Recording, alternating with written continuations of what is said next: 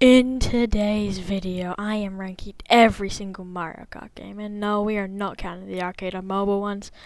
At number 9,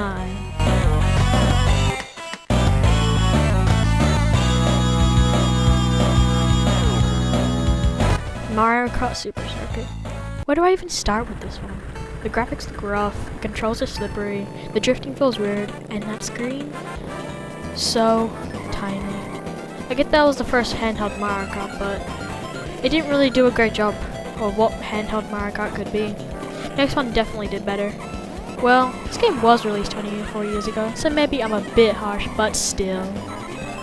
At number 8 is Super Mario Kart. Oh my gosh, I can't even speak. This is where it all started. The first Mario Kart all the way back in 1992. That's over 30 years ago. But it is safe to say that this game did not age very well. Oof. The controls are, something. And the graphics are very poor. And the character roster? Donkey Kong Jr.? Why not normal Donkey Kong? It's very charming for the time, but going back today can be a real pain. At number 7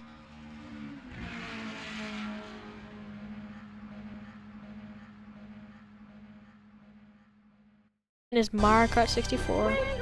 Mario Kart 64 was the first 3D entry in the series, but for me, it does not hold up. The controls are janky, the tracks are kinda mid, and the 2D character sprites in a 3D world, that just drives me insane. It just bothers me so much that I just get so annoyed I can't even play this game for more than 20 minutes. But the drifting in this game may even be worse. Why is it you have to wait for ages just to get a boost from it? It's the only Mario Kart game with a drift boost like that. At number 6 is Mario Kart 7. While this is a decent game, it just pales in comparison to the rest of the games on this list. But it still makes up for it with its new features, which are gliders, fully customizable karts, and underwater sections.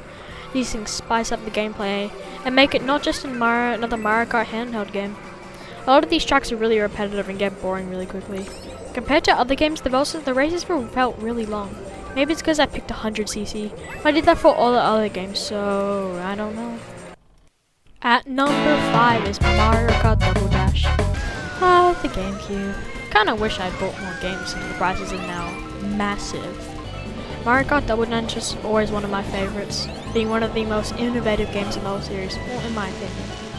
Makes it very charming even now. The tracks are peak. DK Mountain and Peach Beach are amazing, and the double up mechanic. Having 2 people controlling one kart is so cool, and the special items, these can be a bit OP, and balancing, well, they at least try. At number 4 is Mario Kart World. Oh boy, the most controversial game in the series, the infamous Mario Kart World. A lot of this game is complete dog poo, but there are at least some good qualities that make this game a lot higher than the others. The wall running feature is very welcome, which the amount of shortcuts you can do, whew, wow. The road running is alright, it's nice for beginners to have to learn the ropes, but once you figure out to turn properly, it's not really that useful. Okay, now it's time for the negatives. The open world game is so boring, like all you do is drive around and grind for skins and do challenges. That is so boring, honestly. And all of this stuff is just for stickers? Like, what am I supposed to be excited about? It's just a sticker. I'm not even sure if you can use it on your car, but don't quote me on that. And don't even get me started on the intermission tracks. Oh my gosh. Why is it that a straight line is basically all of the tracks you can play in online mode? Seriously, Nintendo. The tracks aren't even fun. You don't even get the choice of no intermission tracks in online. At number 3 is Mario Kart DS. What a classic game. I never owned a DS, but I did play eventually. But it was still very charming, even now. But man, the snaking in this game was wild. Like, you're telling me I can get way more than my top speed? And Nintendo didn't patch it? Oh, that's insane. The tracks in this game are very good, like Waluigi's Pinball and Luigi's Mansion are just a few of the amazing tracks in this game. But this was the first game to introduce retro tracks in the mix. Allowing players to go back to old tracks is pretty neat, and it's been a feature in every Mario Kart game since. At number 2 is Mario Kart 8. A banger game content-wise. 96 tracks? I could be playing this game for ages. Wait, is that Donkey Kong Snowboard Cross? My favorite map in the franchise? Let's go. Anyways, let's talk about the character roster. It's solid, but why is like half the lineup just the Koopalings? Like, come on, Nintendo.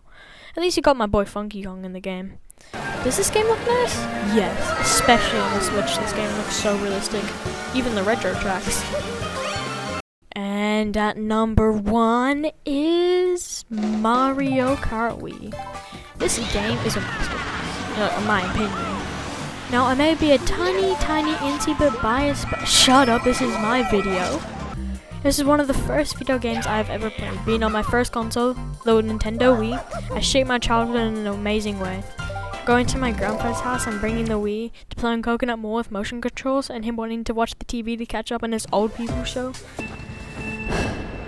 The amount of times I got blue shelled and threw the Wii remote at the wall is, let's just say it's a big number. The characters in this game is, in my opinion, the best in any Mario Kart game. Funky Kong, Dry Bowser, and best of all, me outfit A, baby, let's go! Woo-hoo! But the tracks, TK Snowboard Cross, Toad's Factory, Mushroom Gorge, Bowser's Castle Wii, Wii Rainbow Road, Cooper K, Metro Tree Name. Man, this lineup is snacking. Let's just say this game is amazing. Alright, so that's all the Mario Kart games rank. Make sure to like and subscribe so I can pay the bills and so I can buy the new Kirby Air Riders game. Thanks!